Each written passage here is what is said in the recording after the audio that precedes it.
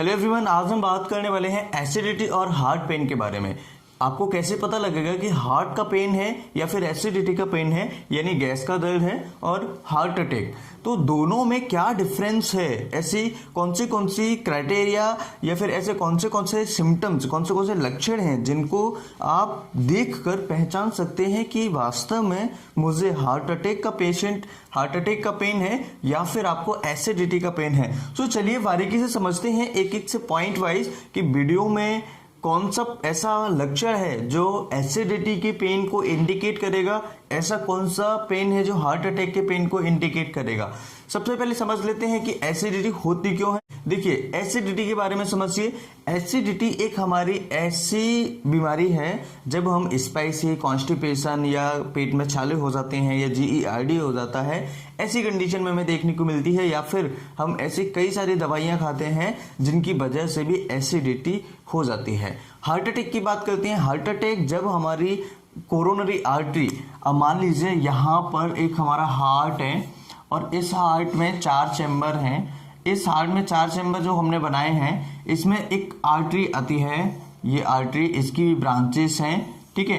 तो ये आर्टरी में कोई ब्लॉकिंग अगर हो जाए, बात समझ रहे हैं, इस आर्टरी में अगर कोई ब्लॉकिंग हो जाए, मान लीजिए यहाँ पर ब्लॉक हो गया और यहाँ पर ब्लॉक हो गया, तो जो ब्लड है वो आगे नहीं जा पाएगा। जो ब्लड है आगे नहीं जा पाएगा। जब ब्लड आगे नहीं जाएगा हार्ट की मसल्स में, हार्ट के चैम्बर्स के लिए ऊपर की जो मसल्स है, तो वहां पर क्या होगा, पेन होने लगेगा। पेन क्यों होगा? क्योंकि ब्लड नहीं जा रहा। जब ब्लड नहीं जाएगा तो क्या होगा, ऑक्सीजन लेवल नहीं जाएगा। तो ऑक्सीजन लेवल बनाने के लिए, ऑक्सीजन को पहुंचाने के लिए, ब्लड को पहुंचाने के लिए हमारी जो कोरोनरी होती है, राइट कोरोनरी, लेफ्ट कोरोनरी, ठीक है।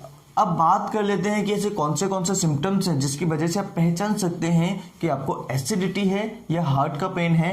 कैसे आपको पता लगेगा कि वास्तव में आप कोई डेंजरस बीमारी से तो नहीं जूझ रहे हैं। सबसे पहले बात करते हैं आफ्टर ईटिंग। आफ्टर ईटिंग का मतलब होता है कि खाना जैसे ही आपने खाया उसके बाद आपको एसिडिटी का पेन होने लगता है। एसिडिटी का पेन ज़्यादातर केसेस में देखा गया है खाना खाने के बाद ही एसिडिटी का दर्द होता है। अब बात कर ले हैं दूसरे प्रश्न के बाद में, सॉल्ट टाइम के लिए है लेकिन मूव कर रहा है। ये क्या होता है, कभी यहाँ पर होगा, कभी इधर होगा, कभी इधर होगा, कभी इधर होगा, मतलब कहीं ना कहीं थोड़ा सा पेट के अंदर मूव करता रहेगा, ऊपर आएगा, चेस्ट के ऊपर आएगा, है ना। और एसिडिटी भी इसमें आपको देखने को मिलेगी। अब बात कर लेते हैं सीवियरिटी के बारे में। ये इतना ज़्यादा सीवियर नहीं होगा जितना कि हार्ट का पेन होगा। इसमें इतनी ज़्यादा सीवियरिटी नहीं, यानी इतना गंभीर नहीं होगा जितना हार्ट का पेन होगा। तो सीवियरिटी ज़्यादा नहीं है, हल्का फुल्का थोड़ी देर के लिए होगा, फिर बंद हो जाएगा। जैसे आप घूमेंगे, टहलेंगे, फिरेंगे तो बंद हो जाएगा। अब बात कर लेते हैं कि इसके अलावा कैसे इसमें आराम मिलता है। एंटासिड्स, कुछ ऐसी दवाइयाँ एंटासिड्स होती हैं जो आपकी गैस को ख़त्म करती हैं। जब गैस ख़त्म हो जाएगी उसे हम कहते हैं एंटासिड्स मेडिसिन। जब गैस खत्म हो जाएगी एंटासिड्स से तो आपको रिलीफ मिल जाएगा, यानी आपको दर्द में कमी आएगी, यानी दर्द आपका कम हो जाएगा।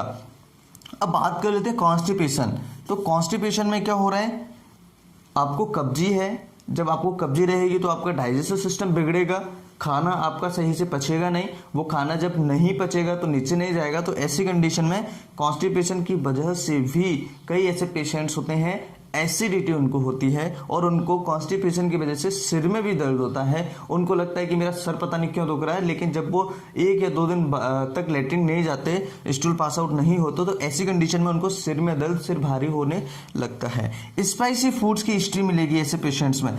स्पाइसी फूड्स नंबर 6 पर है, जो मुझे सबसे ऊपर लिखना चाहिए था, लेकिन इस स्पाइसी फूड्स नंबर 6 पर मैंने इसलिए लिखा हुआ है क्योंकि यहाँ पर एक चीज़ मैं आपको बताने वाला हूँ। स्पाइसी फूड्स से सीधा कनेक्शन होता है पेट के छालों का।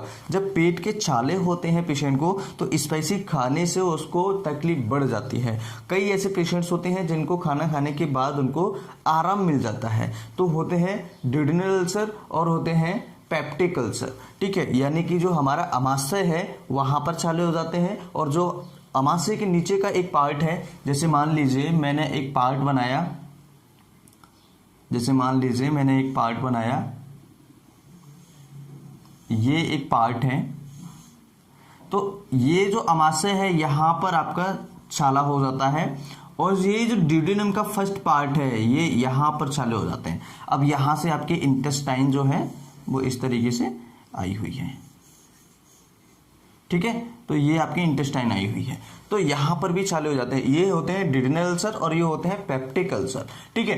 अब यहाँ पर होता क्या है, अब इनका रिस्क क्या होता है। मान लीजिए ये पेप्टिक अल्सर अगर क्रॉनिक हो जाते हैं, लंबे समय तक हो जाते हैं, तो इनका क्या होता है, रप्चर, यानी कि इनका परफोरेट होने का डर होता है। अब यहाँ पर देखिए आपका लिवर भी है ना, यहाँ पर आपका लिवर भी है, तो ये लिवर में जाने के चांस होते हैं, ठीक है। इधर भी आपकी इंटेस्टाइन है, तो ये डायरेक्ट इंटेस्टाइन में ड्यूडेनम के थर्ड पार्ट में या अदर ऑर्गन्स में भी जाने के चांसेस होते हैं, ठीक है। तो ये परफोरेट हो जाता है, जब ये परफोरेट हो जाते हैं तो ये पेट के अंदर बहुत ज़्यादा रिएक्शन करते हैं, बहुत ज़्यादा दिक्कत होती है। इसके अलावा जो आपके ड्यूडेनल अल्सर है, तो ड्यूडेनल अल्सर भी परफोरेट हो जाते हैं, जो आपके आंतों में बहुत जल्दी इन्फेक्शन करते हैं, क्योंकि ये वाला देखिए इस पार्ट से ये वाला पार्ट जुड़ा हुआ है, ठीक है। तो ये पार्ट जुड़ा हुआ है, तो कहीं ना कहीं इस पार्ट में भी अल्सर होंगे और इस पार्ट को भी ये खराब करेगा।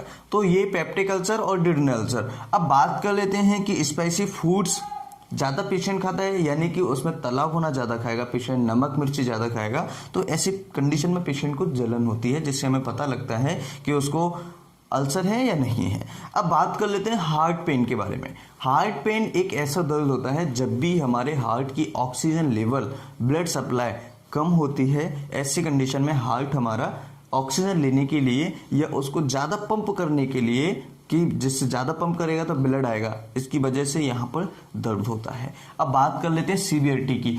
सीवियरिटी यानी कि आपको ऐसा लग रहा है कि आपको बैठा नहीं जा रहा है, आपको बहुत ज़्यादा दर्द होता है, तो ये हुआ सीवियर पेन। लेकिन एसिडिटी में क्या था, नो सीवियरिटी, यहाँ पर कोई ज़्यादा सीवियरिटी नहीं है पेन की। अब बात कर लेते हैं मोस्टली 35 एबव। 35 एबव यानी कि ये एक ऐसी एज है जो 35 के बाद ही ज़्यादा पेशेंट्स में देखा गया है कि हार्ट अटैक आने के चांसेस होते हैं। 30 से लेकर 35 के ऊपर के जितने भी पेशेंट्स हैं उनमें। अब बात कर लेते हैं कि हर किसी में नहीं, उसको भी हम डिस्कस करेंगे कि हर किसी में जो 30-35 से ऊपर है, क्या उसमें हर किसी में हार्ट अटैक आने के चांसेस है? नहीं, बिल्कुल नहीं, उसको भी डिस्कस करेंगे।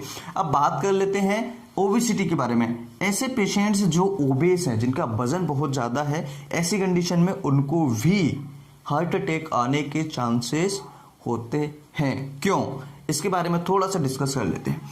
मान लीजिए हमारी ये स्किन है, राइट, स्किन है, मान लीजिए ये मेरी स्किन है। अब ये स्किन के नीचे क्या हुआ, ब्लड वेसल्स गई हुई है, ठीक है, ब्लड वेसल्स गई हुई है। तो अब ये यहाँ पर क्या हो रहा है, ओबेस पर्सन जो है, यानी मोटा जो व्यक्ति है, उसमें क्या होगा, टिश्यू जमा होने लगते हैं। ये टिश्यू जो जमा होने लगते हैं उसकी स्किन के नीचे, फैटी टिश्यू, फैट इकट्ठा होने लगता है। तो क्या होता है कि ये जो जितना फैट इकट्ठा होगा उतना ये कंप्रेस होता चला जाएगा, ब्लड वेसल्स उतनी कंप्रेस होगी। जब ये कंप्रेस होगी तो ऐसी कंडीशन में क्या होगा, ब्लड पूरी तरीके से आगे नहीं जा पाएगा। इसी तरीके से हार्ट में होता है। हार्ट में तो ऑलरेडी ब्लॉकेज जमी जाता है। हार्ट में क्या होता है कि हमारी जो आर्टरीज हैं वो बहुत ज़्यादा पतली होती हैं। बहुत ज़्यादा पतली होने की वजह से क्या होता है कि जो फैट है, वो फैट के मॉलिक्यूल्स क्या होते हैं, इसकी लेयर के नीचे जमा होने लगती हैं। जब यहाँ पर ये जमा होने लगते हैं तो एक टाइम ऐसा आता है बहुत ज़्यादा जमा हो जाता है, या फिर इसकी मेम्ब्रेन रप्चर हो जाती है। जब इसकी मेम्ब्रेन रप्चर हो जाती है तो यहाँ पर ये पूरा ब्लॉक बना लेता है, ये प्रो ब्लॉकेज हो जाता है। तो ये होती है हार्ट अटैक की प्रोसेस। अब बात कर लेते हैं हार्ट डिसीज। तो आपको क्या ध्यान रखना है, ओबेसिटी को कम करना है, ठीक है। ये सारी चीज़ें आप मैं जो बता रहा हूँ ये आपको बड़े ध्यान से समझना है। ओबेसिटी पेशेंट्स में क्यों हार्ट अटैक होने के चांसेस होते हैं, क्योंकि यहाँ पर ये जो मेम्ब्रेन है, ये जो आर्टरी है, ये कंप्रेस होती है और इसके नीचे जो लेयर है उसमें भी आपका कोलेस्ट्रॉल जमा होता है। अब बात कर ले heart attack disease. Heart disease से रिलेटेड कोई पेशेंट्स हो, जैसे कि उसको वॉल्व से रिलेटेड डिसीज हो, या ऑलरेडी उसको पहले हार्ट अटैक आ चुका है, या फिर उसका हार्ट जो है सही से काम नहीं कर रहा हो, या फिर उसको हार्ट से रिलेटेड ऐसी परेशानियां हैं जैसे किसी के दिल में छेद होना, ऐसी परेशानियों में भी हार्ट पेन हो सकता है, उसे रिस्क रहता है। अब बात कर लेते हैं left sided. Mostly left sided से क्या मतलब है, क्या राइट साइड में हार्ट का पेन नहीं जाता? यस, जाता है, लेकिन राइट साइड के हाथ में नहीं आएगा। यहाँ हो जाएगा, यहाँ हो जाएगा, लेकिन इधर नहीं आएगा। हमेशा ध्यान रखना है, इस वाले हाथ में नहीं आएगा। हार्ट का पेन हमेशा इस वाले हाथ में जाएगा, और हार्ट का पेन इस वाले हाथ में जाएगा, लेकिन इस हाथ में आएगा नहीं। और एसिडिटी का पेन है ना तो इस हाथ में आएगा ना इस हाथ में आएगा, हमेशा ध्यान रखिएगा। तो आपको क्या करना है, जब भी हार्ट अटैक का पेन होता है लेफ्ट साइड मोस्टली देखने को मिलता है, लेकिन कई ऐसे पेशेंट्स होते हैं जिनको साइलेंट हार्ट अटैक होता है। साइलेंट हार्ट अटैक क्या होता है, इसके बारे में मैं नेक्स्ट वीडियो में डिस्कस करूंगा कि साइलेंट हार्ट अटैक क्या है, और ओबेसिटी के अंदर भी यहाँ पर क्या हो रहा है जिसकी वजह से पेशेंट को हार्ट अटैक बहुत ज़्यादा जल्दी आता है। तो लेफ्ट साइड ध्यान रखना है, हार्ट हमारा लेफ्ट साइड में है, और ये जो दर्द होता है वो यहाँ से यहाँ तक रेफर होता है, यहाँ तक दर्द महसूस होता है, और ये गले तक भी हमें महसूस होता है, पीछे भी जा सकता है। तो हमेशा ध्यान रखना है। लेकिन इसके साथ में ये भी सिम्टम्स होंगे ना, पेशेंट को सीवियरिटी बहुत ज़्यादा होगी इसके साथ में, है ना। एज भी उसकी 30-35 साल के ऊपर होगी, थोड़ा पेशेंट मोटा भी होगा, या उसको हार्ट डिसीजेस हिस्ट्री होगी, या जरूरी नहीं है कि हार्ट डिसीज हिस्ट्री हर किसी को हो, लेकिन ओबेस होगा तो ऑब्वियसली उसमें पेशेंट में दिक्कत रहेगी। लेफ्ट साइडेड है ज़्यादातर।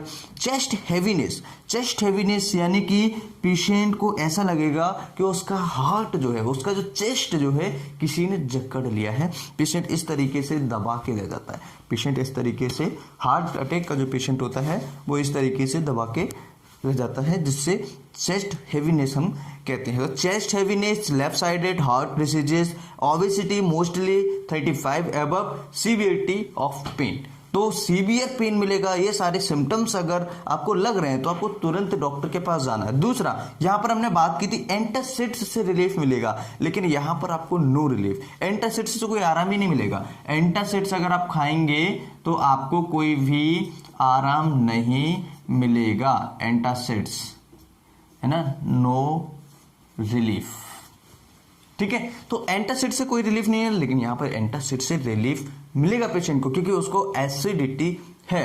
तो एंटासिड से यहाँ पर कोई रिलीफ नहीं मिलेगा। यहाँ पर कौन सी दवाई से रिलीफ मिलेगा, जो आपके हार्ट में ब्लॉकेज को गलाती है।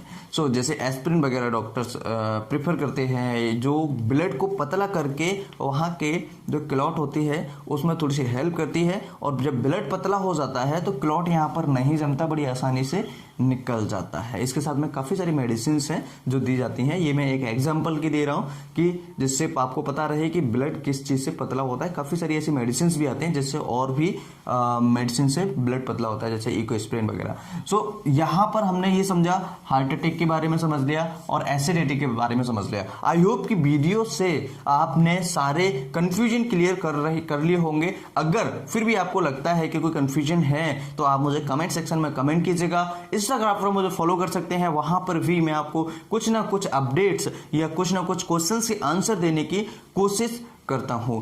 तो लिंक आपको डिस्क्रिप्शन में मिल जाएगी। फिर मिलते हैं एक नई वीडियो में, तब तक के लिए वीडियो को लाइक करके ही जाना, विदाउट लाइक करके मत जाना। जितना आप लाइक करेंगे उतना मुझे सपोर्ट मिलता है, उतनी मुझे एनर्जी मिलती है, जिससे आपको अच्छे कंटेंट्स फिर भी मैं आपको देता रहूं। फिर मिलते हैं एक नई वीडियो, तब तक के लिए bye bye. Thank you for watching, have a nice day.